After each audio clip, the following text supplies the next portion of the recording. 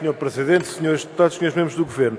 Vamos chamar as coisas por aquilo que elas são. Tudo isto a que assistimos, esta conversa da regulação dos mercados, é uma absoluta farsa, é uma encenação total e esta proposta de lei é um mau adereço para compor essa farsa.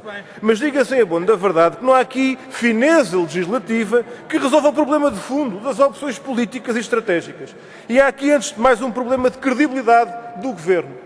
É que nós temos bem presente, porque de outra forma não poderia ser, porque foi há tão pouco tempo, foi poucos meses antes dos senhores irem para o Governo, os projetos de lei do PSD e do CDS assinados por uma série de membros do Governo atual, Pedro Mota Soares, que ainda agora aqui saiu, Paulo Portas, Assunção de Cristas, José Pedro Aguiar Branco, que falavam da nomeação dos membros das administrações das entidades reguladoras pelo Presidente da República.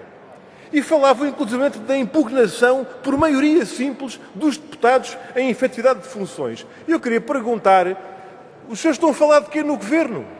Os senhores mudaram de opinião em quê? O mais importante disto, ainda lá iremos. E queremos falar também aqui dos trabalhadores destas estruturas. Porque é que, ao cumprir funções de Estado e de autoridade do Estado, os senhores negam aos trabalhadores o papel e a contratação e as funções públicas a que têm direito do ponto de vista laboral? Porque é que se confronta perante isto uma administração que não tem limite de vencimentos nos salários que são praticados? E porquê é que durante 2 anos após o término de funções o administrador tem direito a não fazer nada e a receber metade do que estava a receber como administrador? Senhores membros do Governo, que opções são estas para este tipo de estruturas e para este tipo de entidades reguladoras? Eu gostava de lhe perguntar, por outro lado, uma coisa muito simples. Quando nós temos o Governo a tudo mandar e a tudo decidir, numa estrutura que é autenticamente teleguiada a partir do Conselho de Ministros, em que faz tudo menos assinar as deliberações da administração, porque é que os senhores não assumem a responsabilidade política enquanto Governo que são? Porque é que estas estruturas e entidades ditas reguladoras têm que servir como bode expiatório, como alibi, para uma política e uma opção estratégica que é, de facto, aquela que o Governo assume? E termino com esta pergunta muito concreta, senhores membros do Governo. O que é que se passa, afinal, com a política e a opção do Governo para os trabalhadores, quer em relação a estas estruturas, quer em relação ao Estado? Vai ou não este Governo avançar com essa política de despedimentos de dezenas de milhares de trabalhadores da administração pública? E como é que é essa conversa das indemnizações por despedimento quando nós estamos a falar da destruição de postos de trabalho e de mandar trabalhadores para a rua e não da promoção das administrações e das funções do Estado e da sua autoridade nesta matéria? Muito obrigado.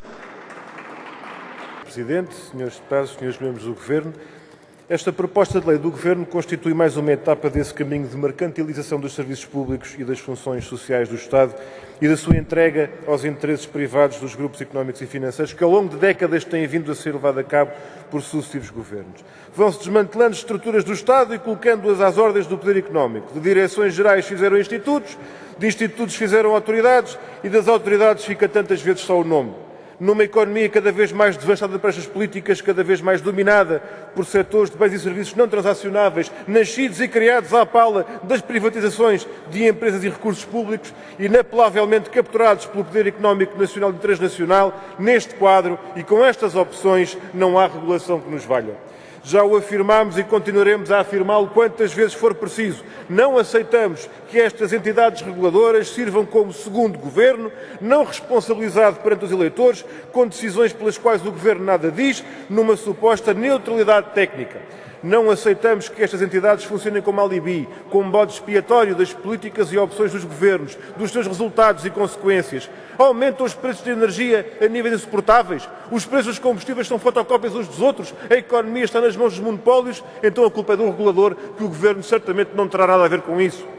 Mas algum dos senhores deputados do PSD, do PS ou do CDS nos explica como é possível que uma entidade reguladora a funcionar há anos e se tenha deixado passar esse pequeno pormenor de 4 mil milhões de euros nas ditas rendas excessivas para a EDP entre 2007 e 2020, à custa dos consumidores e das empresas?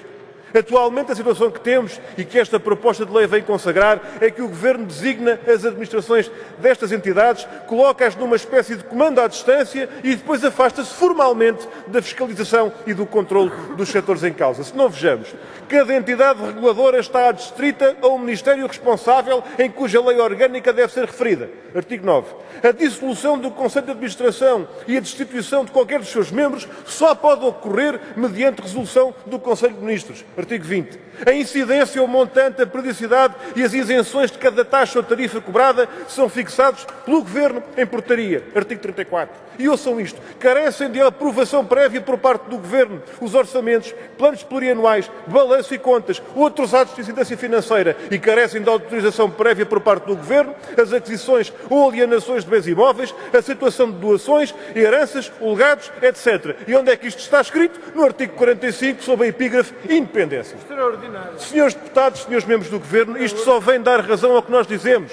O que se impõe e deve ser assumido com transparência é que as opções políticas implicam responsabilidade política e têm que ser assumidas pelo poder político de forma séria e transparente. E isso significa que sejam os governos a assumir essa responsabilidade, pois são eles que são julgados pelo povo e em eleições.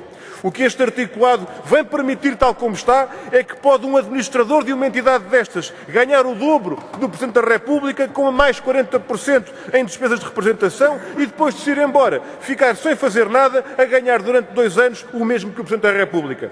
Entretanto, aos trabalhadores destas mesmas entidades é negado o vínculo ao Estado com a imposição do contrato individual de trabalho.